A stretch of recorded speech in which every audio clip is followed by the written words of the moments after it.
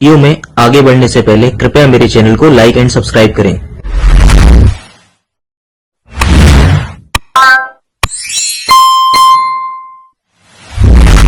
मेरा नाम डॉक्टर आनंद गौतम है और मैं एक बोर्ड सर्टिफाइड प्लास्टिक सर्जन हूँ, साथ ही साथ कॉस्मेटिक सर्जन और हेयर ट्रांसप्लांट सर्जन हूँ। हमारे चैनल में नए हैं तो कृपया करके चैनल को लाइक एंड सब्सक्राइब करें। ये हिंदी भाषा में बनाया गया चैनल है और इसमें हम विभिन्न प्रकार के जितने भी कॉस्मेटिक प्रोसेस वगैरह होते हैं उनको सिंपल भाषा में इसमें समझाने की कोशिश करते हैं। तो चलिए वीडियो स्टार्ट करते हैं। नमस्कार दोस्तों, मेरा नाम डॉक्टर आनंद गौतम है और मैं एक board certified plastic surgeon, cosmetic surgeon और हेयर ट्रांसप्लांट सर्जन हूँ। और आज हम अपनी हेल्थ केयर सीरीज में बात करने वाले हैं एक बहुत ही इंटरेस्टिंग टॉपिक की, और वो है 2026 की फ्यूचर की स्किन केयर टेक्नोलॉजीज। जी हाँ, बहुत ही नया रिसेंट टॉपिक है ये और बहुत कम वीडियोस पर अवेलेबल हैं। तो मैं आज आपको बताऊंगा कि 2026 में कितने सारे अब नए ट्रीटमेंट्स आ गए हैं और वो कितने ज़्यादा पॉपुलर हो रहे हैं। क्या आने वाले 5 साल में बोटॉक्स और फिलर पुराने हो जाएंगे? अगर मैं कहूँ कि 2026 में स्किन केयर केवल सनस्क्रीन, मॉइस्चराइज़र और सीरम यूज़ करना ही नहीं है, तो ये सुनकर आपको आश्चर्य होगा। क्या salmon DNA, AI skin analysis, exosome therapy, ये सब स्किन केयर की नई परिभाषा लिखेंगे या फ्यूचर को बदल देंगे? आज आर्टिफिशियल इंटेलिजेंस आपकी स्किन को एनालाइज कर रही है। Exosome, growth factor and collagen biostimulator जैसे शब्द कॉस्मेटिक सर्जरी का भविष्य बन रहे हैं। क्या वास्तव में हमें सही में डेली स्किन केयर के लिए 15 से 20 स्किन केयर के प्रोडक्ट की ज़रूरत है, या सिर्फ 4 से 5 प्रोडक्ट ही हमारे लिए काफ़ी हैं स्किन केयर में? स्किन केयर सिर्फ सुंदर दिखने का नाम नहीं है, यह अपने शरीर और स्वयं के प्रति सम्मान करने का तरीका है। आज की हम अपनी इस मास्टर क्लास में 2026 में होने वाले नए रिसेंट इनोवेशन के स्किन केयर के बारे में हम जानेंगे और उसका एनालिसिस करेंगे और फ्यूचर स्किन केयर की पूरी टेक्नोलॉजी की नई दुनिया को आज हम इस वीडियो में समझेंगे। अगर मैं कहूँ कि अगले 90 दिनों में आपकी स्किन पहले से ज़्यादा यंग, ब्राइट, ग्लो और मोर एस्थेटिक लुक दिख सकती है, तो क्या आप उस पर भरोसा करेंगे? और इसके लिए आपको 20 प्रोडक्ट की ज़रूरत भी नहीं है। आज मैं आपको कोरिया और ब्राज़ील की उन 10 टेक्निक्स के बारे में बताऊंगा जिनके बारे में अभी इंडिया में बिल्कुल बात ही नहीं हो रही है और जो बहुत कम, अगर यूज़ हो भी रहे हैं तो बहुत कम यूज़ हो रहे हैं। आज की ये वीडियो मेरी स्किन हेल्थ केयर की सबसे महत्वपूर्ण वीडियो है स्किन केयर में। Number 1 exosome therapy, salmon DNA therapy, skinimalism 20, number 4 skin booster, number 5 collagen biostimulator, Brazilian trend है ये, number 6 AI skin analysis, HOCI and barrier repair movement, glass skin to cloud skin conversation, longevity skin care, and number 10 RF with microneedling with exosome. तो ये देखें आपने, ये नए recent 10 advanced skin के treatment आए हैं जो अभी कोरिया और ब्राजील में काफ़ी ज़्यादा लोकप्रिय हो रहे हैं। इंडिया में अभी धीरे धीरे ये आए हैं और अभी इसके बारे में बहुत कम लोगों को जानकारी है। तो मैं एक एक करके अपनी इस वीडियो की सीरीज में कवर करूंगा और आज हम बात करने वाले हैं एक्सोसोम थेरेपी। लेकिन इतनी सारी आधुनिक तकनीकों के बीच में भी एक बात नहीं बदली है अभी भी। हेल्दी स्किन की नींव आज भी वही है, नॉलेज, कंसिस्टेंसी एंड पेशेंस। और जो व्यक्ति इन तीनों चीजों को समझ लेता है उसकी स्किन उम्र के साथ भी अपना आकर्षण बना के रखती है। दुनिया में खास तौर में कोरिया एंड ब्राजील में बहुत सारी नई टेक्निक लोकप्रिय हो रही हैं।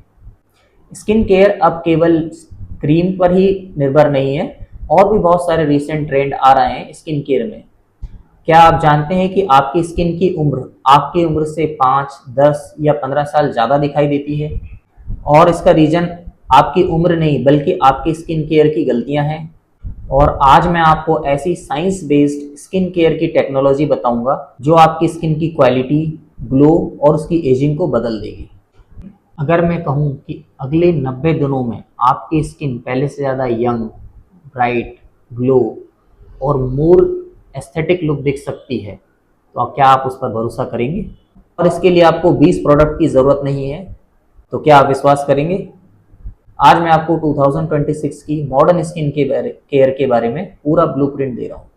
मैं पिछले कई वर्षों से हजारों मरीजों की स्किन को देख रहा हूँ और एक बात बहुत ज़्यादा ही कॉमन मेरे ध्यान में आ रही है।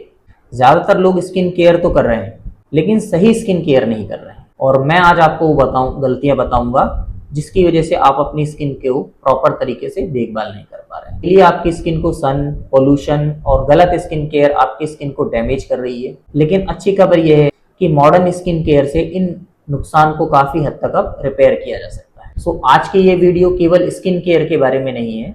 आज की वीडियो इस बारे में है कि हम नए आधुनिक टेक्निक से अपनी स्किन को यंग और एजिंग मुक्त कैसे रख सकते हैं। आज 2026 में स्किन केयर की दुनिया पूरी तरह से बदल चुकी है। अब केवल फेस वॉश और सनस्क्रीन लगाने का समय नहीं है। लेकिन सबसे पहले मैं आपको एक सच्चाई बताना चाहता हूँ। अधिकतर स्किन केयर खरीदते समय कुछ लोग सिर्फ ब्रांड देखते हैं, कुछ लोग इन्फ्लुएंसर की सलाह मानते हैं, कुछ लोग इंस्टाग्राम ट्रेंड को फॉलो करते हैं, लेकिन बहुत कम लोग जो अपनी स्किन को समझते हैं कि आपकी स्किन को क्या चाहिए। और जब तक आप अपनी स्किन को अच्छे से नहीं समझेंगे तब तक आप अपनी स्किन को अच्छे परिणाम नहीं दे सकते हैं या उसकी प्रॉपर केयर नहीं कर सकते हैं। डीएनए आधारित स्किन केयर की चर्चा हो रही है। क्या बिना स्टेम सेल लगाए सिर्फ उनके संदेशों से आपकी त्वचा यंग और हेयर घने हो सकते हैं? यही है एक्सोसोम थेरेपी, रीजनरेटिव मेडिसिन की फ्यूचरिस्टिक टेक्नोलॉजी। लेकिन सबसे बड़ा सवाल है, क्या एक्सोसोम थेरेपी हेयर और स्किन का फ्यूचर है? Exosome therapy cell messenger revolution.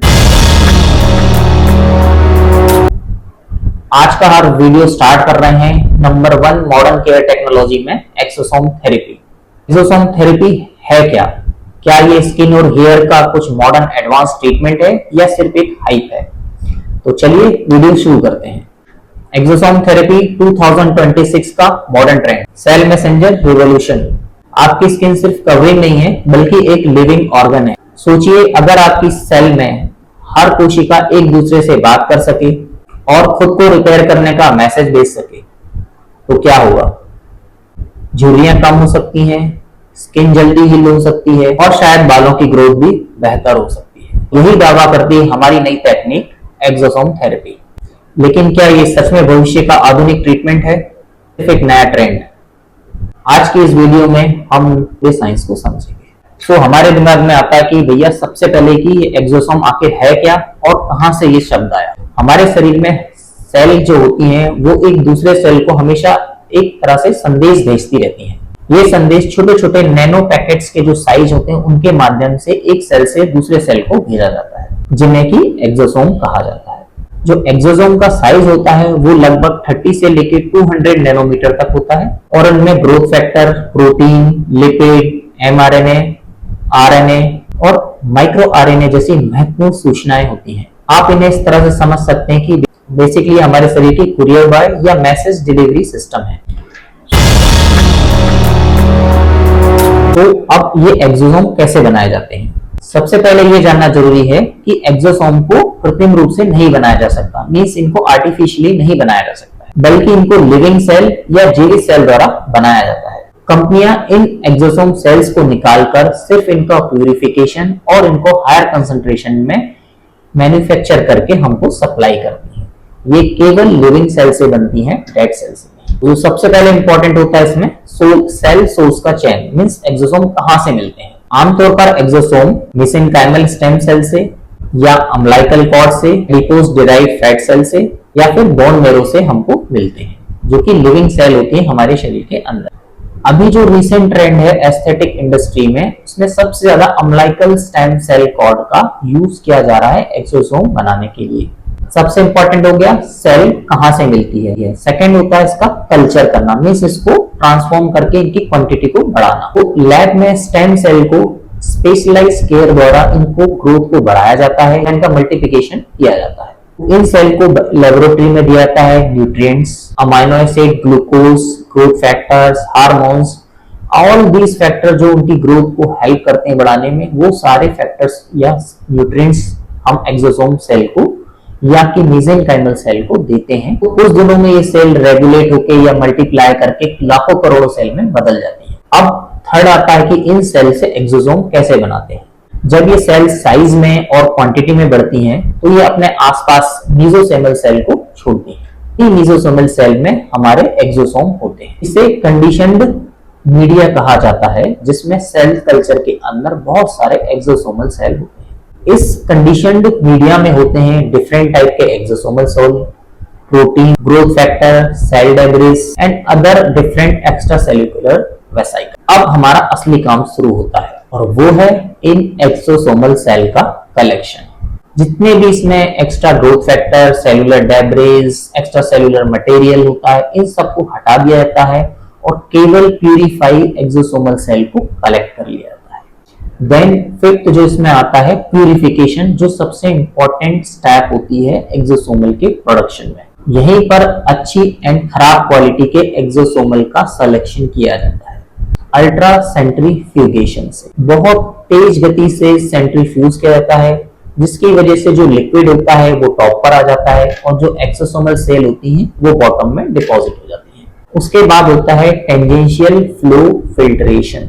सारी आधुनिक कंपनियां इसी टीएफटी मेथड का प्रयोग करती हैं। इससे प्यूरिफिकेशन बेटर होता है, यील्ड ज्यादा होता है, मींस ज्यादा एक्सोसोमल सेल मिलती हैं, वेस्ट नहीं होती, और कंटामिनेशन कम होता है। ये तीनों इसकी मेथड के एडवांटेज होते हैं। फिर होता है इसका कैरेक्टराइजेशन, मींस जो सेलुलर डेब्रिस जो बॉटम में मिली है वो वास्तव में एक्सोसोमल है या नहीं, कैरेक्टराइजेशन में इसका टेस्ट किया जाता है। जो टेस्ट होता है वो होता है नैनो पार्टिकल एनालिसिस, मींस इसमें एक्सोसोमल के पार्टिकल काउंट किए जाते हैं, साइज का काउंट किया जाता है या साइज का मेजरमेंट किया जाता है। ये इलेक्ट्रॉन माइक्रोस्कोपी से किया जाता है। इसमें एक्सोसोम की पिक्चर ली जाती है या फोटो ली जाती है। उसके बाद सरफेस मार्कर टेस्टिंग होती है। एक्सोसोम पर विशेष मार्कर होते हैं CD9, CD63 एंड CD81।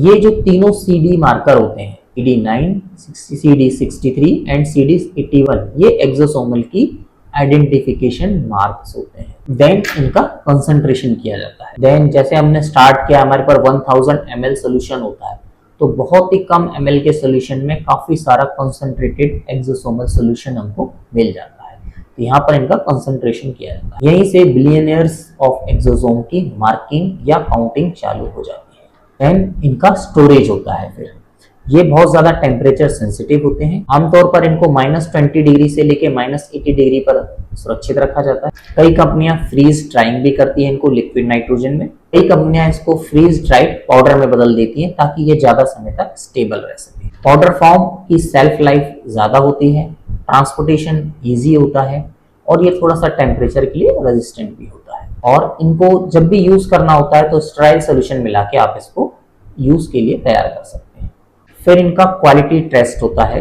अच्छे एक्सोसोमल प्रोडक्ट में जांच होती है, sterility test, endotoxin test, particle count, protein analysis, purity analysis and microbial contamination test. तो आप देख सकते हैं कितनी डिफिकल्ट एंड कितनी साइंटिफिक प्रोसेस होती है एक्सोसोमल को बनाने में। एक इम्पॉर्टेंट साक्ष्य या तथ्य है इसमें कि सारे जितने भी एक्सोसोमल मार्केट में मिलते हैं वो एक जैसे नहीं होते। किसी में कंसंट्रेशन कम होता है, किसी में कंसंट्रेशन ज्यादा होता है। तो हो सकता है कि किसी एक्सोसोमल में सिर्फ 5 बिलियन एक्सोसोम हो और किसी में हो सकता है 50 से 100 बिलियन एक्सोसोम हो उस सोल्यूशन में। अब ये तो हो गया कि इसका प्रोडक्शन कैसे हुआ, ये होता है एक्सोसोम थेरेपी काम कैसे करती है। ये तो हमको समझ में आ गया कि सिग्नलिंग के माध्यम से कुछ सिग्नल होता है जिससे जाता है, पर ये सिग्नल से होता क्या है। जब भी हमारी स्किन या हेयर में चोट लगने से, ट्रॉमा से या कोई डैमेज होता है तो उसका नेचुरल रिपेयर प्रोसेस स्टार्ट हो जाती है। पर जैसे जैसे हमारी एज बढ़ने लगती है तो ये रिपेयर की जो कैपेसिटी है वो कम होने लगती है। एक्सोसोमल का काम यहीं से चालू होता है। ये वहां पर पहुंच के जो रिपेयर वाली सेल होती है उनको सिग्नल देते हैं, उनको फास्ट हीलिंग के लिए, रिपेयर के लिए और अच्छी तरह से उसको ओल्ड वाली पुरानी वाली कंडीशन में लाने के लिए। तो एक्सोसोमल का यही पर इनका इंपॉर्टेंट काम होता है, सिग्नलिंग का। तो ये काम कैसे करते हैं? नंबर 1, ये कोलेजन का प्रोडक्शन बढ़ाते हैं। ये जाके वहां पर फाइब्रोब्लास्ट सेल को एक्टिवेट करते हैं। रिजल्ट स्किन की टाइटनिंग होती है, फाइन रिंकलिंग कम होती है and better elasticity of skin मिलती है। सेकेंड, ये इन्फ्लेमेशन कम करते हैं।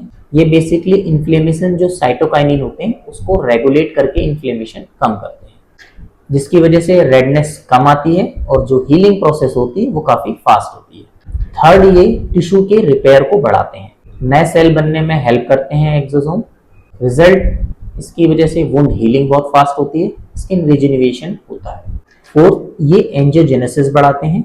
एंजियोजेनेसिस मींस नई ब्लड वेसल्स को बनाने में मदद करते हैं, जिससे बेहतर ब्लड सप्लाई होती है, healthy skin and hair follicle होते हैं। एक्सोसोम बेसिकली कोई दवा नहीं है, बल्कि करोड़ों माइक्रोस्कोपिक बायोलॉजिकल व्हाट्सएप के सिग्नल हैं जो आपकी सेल को रिपेयर, रीजनरेट और कोलेजन बनाने में मदद करते हैं। जो आपकी सेल को रिपेयर, रीजनरेट और कोलेजन बनाने का आदेश देते हैं।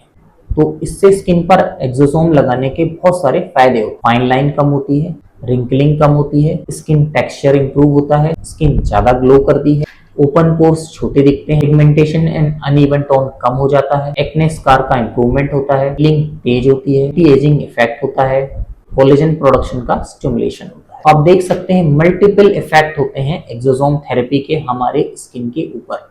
इसी कारण एक्सोसोम थेरेपी को रीजनरेटिव मेडिसिन का फ्यूचर माना जा रहा है। ये केवल स्किन की ऊपरी लेयर को चमक नहीं देता है, बल्कि सेल के ये कम्युनिकेशन सिस्टम और बेहतर बनाने का प्रयास है, जिसकी वजह से ओवरऑल स्किन का ग्रोथ, रिपेयर एंड ग्लो बढ़ता है। तो अब इनको स्किन की थेरेपी के लिए यूज कैसे किया जाता है? भाई इंजेक्शन दिया जाता है, क्रीम आती है या फिर टैबलेट आती है? तो चलिए समझते हैं कि एक्सोसोम थेरेपी को करा कैसे जाता है।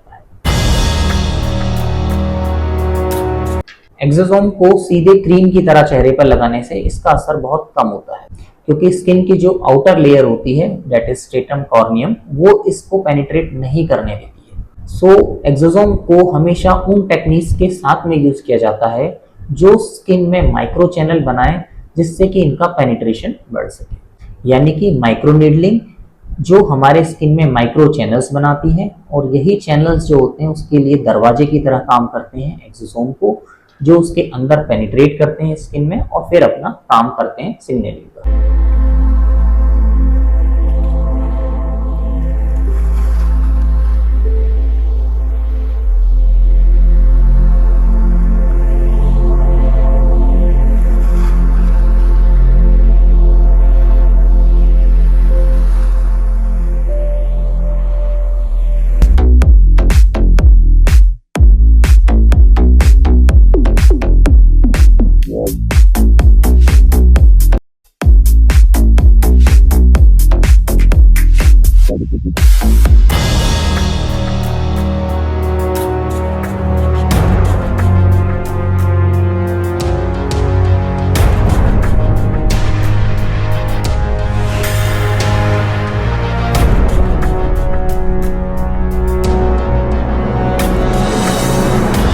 सिर्फ एक्सोसोम को खरीद लेने से ही फायदा नहीं होता, असली खेल है उनको सही डेप्थ में पहुंचाने का। इसलिए पूरी दुनिया में एक्सोसोम थेरेपी को माइक्रो नीडलिंग या micro needling with RF, along with laser therapy या फिर मीजोथेरेपी या फिर डर्मा एब्रेजन के द्वारा इसको दिया जाता है, ताकि करोड़ों बायोलॉजिकल सिग्नल सीधे हमारी स्किन की उस डेप्थ में पहुंच सकें जहां पर ये अपना काम बहुत अच्छे से कर सके।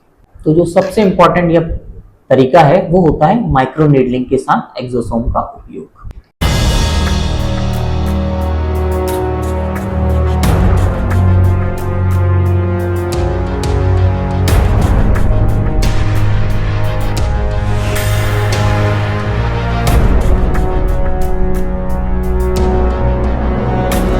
स्टेप 1, इसमें सबसे पहले स्किन को क्लीन और डिसइंफेक्टेंट किया जाता है।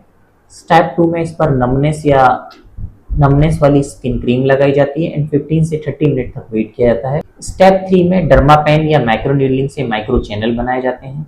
स्टेप 4 में एक्सोसोम पूरे फेस पर लगाया जाता है। स्टेप 5 में एक्सोसोम इन माइक्रो चैनल के द्वारा स्किन की हमारी उस डेप्थ या उस रिक्वायर्ड डेप्थ में पहुंच जाते हैं जहां पर ये अपना काम सुचारू रूप से करते हैं। एडवांटेज क्या होता है इससे? बेटर एब्जॉर्प्शन होता है, कोलेजन का स्टिमुलेशन होता है, एक्ने इंप्रूव होते हैं और स्किन में ग्लो आता है। सेकंड, एक्सोसोम को हम फ्रैक्शनल CO2 लेजर के साथ यूज कर सकते हैं। लेजर स्किन में माइक्रो इंजरी करती है एंड उसके तुरंत बाद एक्सोसोम लगाए जाते हैं। इससे भी हीलिंग फास्ट होती है, रेडनेस कम आती है, रिकवरी टाइम कम होता है और कोलेजन की बेटर रीमॉडलिंग होती है। थर्ड, डायरेक्ट इंजेक्शन टेक्निक होती है, बट कुछ कंट्रीज में ही ये अलाउ है क्योंकि ये बहुत ज़्यादा पेनफुल होती है और अभी इस पर रिसर्च वगैरह चल रही है कि डायरेक्ट इंजेक्शन सेफर है या नहीं। नॉर्मली इनको इंसुलिन सिरिंज से या मीजोथेरेपी से दिया जाता है। फोर्थ इनको तरीका होता है देने का मीजोथेरेपी गन से। मीजोथेरेपी गन से इनको बहुत छोटे छोटे स्मॉल पार्टिकल की तरह डेप्थ में इनको गड्ढा कर दिया जाता है या माइक्रो चैनल बना दिए जाते हैं, जिससे ये उसके बाद इन पे अपना एक्सोसोम लगाया जाता है। अभी हमने एक्सोसोम का जो पूरा वीडियो देखा है वो पूरा स्किन पर डिपेंडेंट था। अब हम जो इस एक्सोसोम है उसका हेयर में यूज देखने वाले हैं कि एक्सोसोम का हेयर में क्या यूज होता है या उसका क्या रिजल्ट होता है। ये भी एक्सोसोम काफी चर्चा में है और ये दावा किया जाता है कि हेयर फॉलिकल के अराउंड अगर एक्सोसोम दिए जाएं तो ये वहां पर सूजन कम करके, उनका रिपेयर बढ़ाकर और ब्लड फ्लो बढ़ाकर हेयर का फॉल, डेंसिटी और उनकी क्वालिटी में काफी ज्यादा इंप्रूव कर देते हैं। सो हेयर लॉस में ये स्किन सेल वहां पर जाके उनकी स्टेम सेल को एक्टिवेट कर देते हैं, जिससे हेयर डेंसिटी बढ़ जाती है, हेयर की थिकनेस बढ़ जाती है, हेयर फॉल या हेयर की शेडिंग कम हो जाती है, हेयर की जो ग्रोथ साइकिल होती है वो इम्प्रूव हो जाती है। हेयर में एक्सोसोम को कैसे यूज किया जाता है, उसमें भी स्टेप सेम होती है। सबसे पहले स्कैल्प को माइक्रो नीडलिंग के साथ यूज कर सकते हैं। इसमें भी हम micro needling with RF with exosome use कर सकते हैं या micro needling with exosome use कर सकते हैं। डायरेक्ट इंजेक्शन भी दिए जाते हैं इसमें, या फिर हम डर्मा रोलर की हेल्प की मदद से भी हम एक्सोसोम हेयर में दे सकते हैं। अब सबसे इंपॉर्टेंट क्वेश्चन आता है कि भैया पीआरपी भी है और एक्सोसोम भी है, तो इन दोनों में से कौन सा बेस्ट है और दोनों में से कौन सा यूज करना चाहिए अभी हमको 2026 में। सो जो एक्सोसोम होते हैं ये लैब प्रोसेस्ड रेडीमेड मटेरियल होते हैं जो कि बायोस्टिमुलेटर होते हैं, जबकि पीआरपी जो होता है वो हमारे ब्लड से बनाया जाता है। एक्सोसोम में ग्रोथ फैक्टर का जो कंसंट्रेशन होता है वो काफ़ी ज़्यादा होता है, जबकि पीआरपी में ग्रोथ फैक्टर का कंसंट्रेशन कम होता है। जो इसकी मेथड होती है एक्सोसोम की वो cell to cell communication system पर डिपेंड करती है, जबकि पीआरपी की जो वर्क करने की टेक्निक होती है वो ग्रोथ फैक्टर पर डिपेंड होती है। एक्सोसोम के लिए कोई ब्लड ड्रॉ करने की जरूरत नहीं होती, जबकि पीआरपी के लिए पेशेंट का ब्लड लेना पड़ता है। Exosome is more advance in technology, PRP is now it is older version. Result patient की प्लेटलेट क्वालिटी पर, डॉक्टर की एक्सपीरियंस और एक्सपर्टाइज पर और लगाने की टेक्निक पर डिपेंड करता है, जबकि एक्सोसोमल पहले से ही बायोस्टिमुलेटेड या बायोसिंथेटिक मटेरियल होता है जिसकी एफिशिएंसी और जिसका कंसंट्रेशन फैक्टर पीआरपी की तुलना में मच हायर होता है, इसलिए इनका result as compared to PRP बहुत ज़्यादा अच्छा होता है।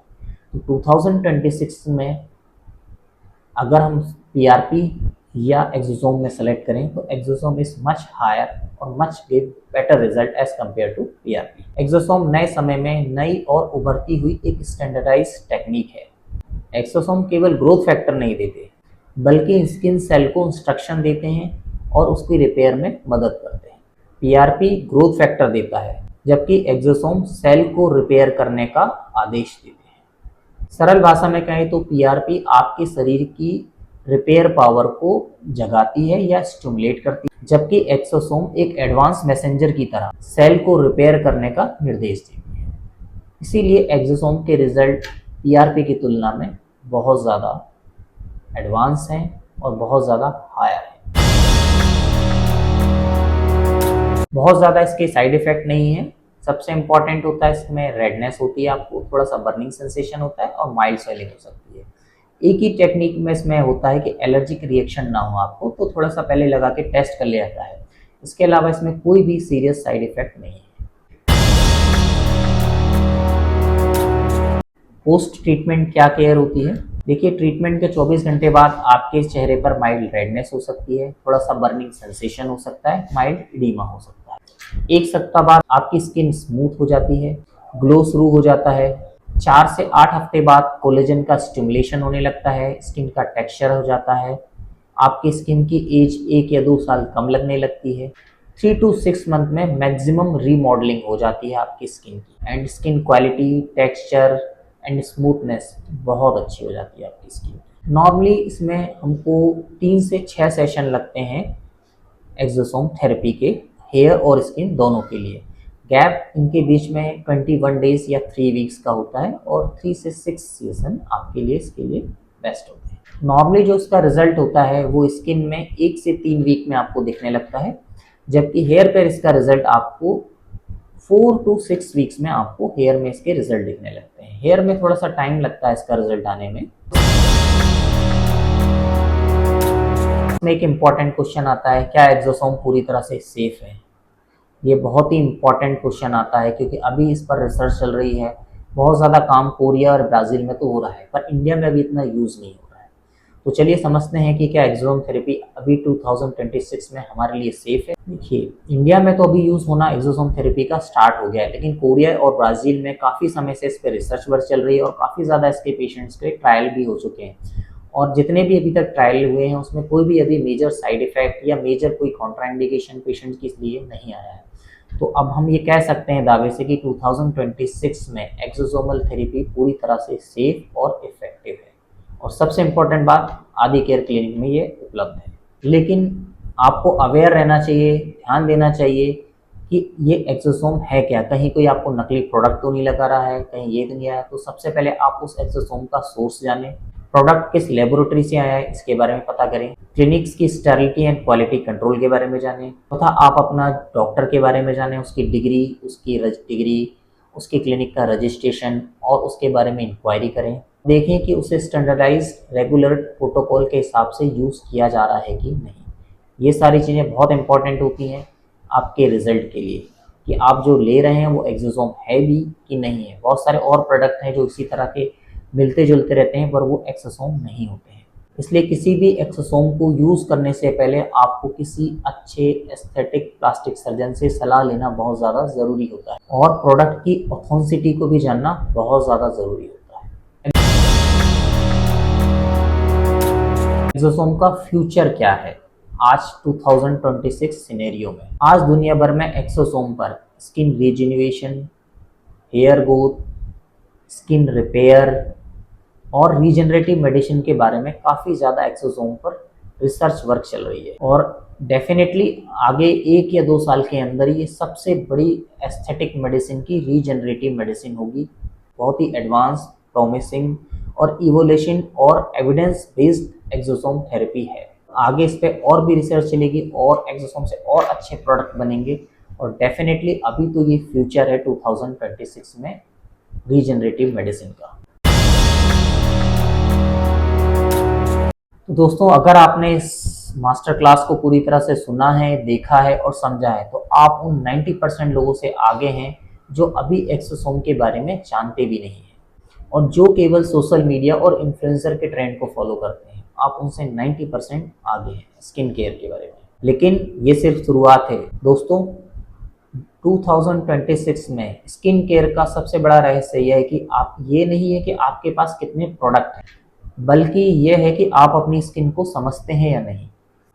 आप मॉडर्न स्किन केयर और प्रोडक्ट के लिए अवेयर हैं कि नहीं, आपकी लाइफस्टाइल कैसी है और क्या आप अपनी डेली रूटीन को लगातार फॉलो कर रहे हैं कि नहीं। याद रखिए, हेल्दी स्किन सिर्फ महंगे प्रोडक्ट से नहीं बनती है, बल्कि सही साइंस और सही टेक्नोलॉजी से बनती है, बल्कि सही साइंस और कंसिस्टेंसी से बनती है। लोग मुझसे अक्सर पूछते हैं कि एंटी एजिंग का सबसे अच्छा ट्रीटमेंट कौन सा है। मेरा जवाब हमेशा यही होता है, सबसे अच्छा ट्रीटमेंट वही है जिसे आप फॉलो कर सकें, जो प्रॉपर प्लास्टिक सर्जन या ऑथोराइज्ड सर्जन से आपने करवाया हो, जिस प्रोडक्ट को आप यूज़ कर रहे हैं उसकी स्टैंडर्ड ऑथेंटिसिटी हो, FDA अप्रूव्ड लेज़र से आप अपना ट्रीटमेंट कराएं और प्रॉपर क्लिनिक्स या OT में अपने प्रोसीजर कराएं। That is best skin care and best skin care treatment. सबसे अच्छा ट्रीटमेंट वही है जिसको आप कंसिस्टेंसी और फॉलो करें, क्योंकि स्किन केयर एक स्प्रिंट नहीं है बल्कि ये एक मैराथन है। और जो लगातार सही चीज़ें करते हैं अपने स्किन के लिए, उनकी स्किन लंबे समय तक यंग, ग्लो और स्मूथ रहती है। महंगे स्किन केयर प्रोडक्ट से ज़्यादा ज़रूरी है सही स्किन केयर, और सही स्किन केयर से ज़्यादा है कंसिस्टेंसी एंड फॉलो। तो कैसा लगा आपको वीडियो? आप कमेंट बॉक्स में मुझसे कमेंट करके एक्सोसोम के बारे में यदि आपके क्वेश्चन हैं तो उसके बारे में पता कर सकते हैं। और आपको स्क्रीन पर जो नंबर दे रहा होगा और आप चाहें तो मेरे से उस पर ऑनलाइन कंसल्टेशन भी कर सकते हैं। अभी 2026 की फ्यूचर स्किन टेक्नोलॉजी में हमने आज पार्ट 1 कंप्लीट किया एक्सोसोम थेरेपी। जो हमारा नेक्स्ट वीडियो होगा उसमें हम साल्मेंट DNA पैच या रिजर्न भी कहते हैं उसको कवर करेंगे। आप जरूर देखिएगा नेक्स्ट वीडियो। इस तरह से हमारे 10 टॉपिक हैं जो फ्यूचर स्किन टेक्नोलॉजी की, वो बहुत ही इंपॉर्टेंट हैं और आपकी स्किन केयर को वो नई ऊंचाइयों तक ले जाएंगे। तब तक आप अपनी स्किन का ध्यान रखिए, क्योंकि आपकी स्किन ही है जो आपकी ज़िंदगी भर साथ देने वाली है।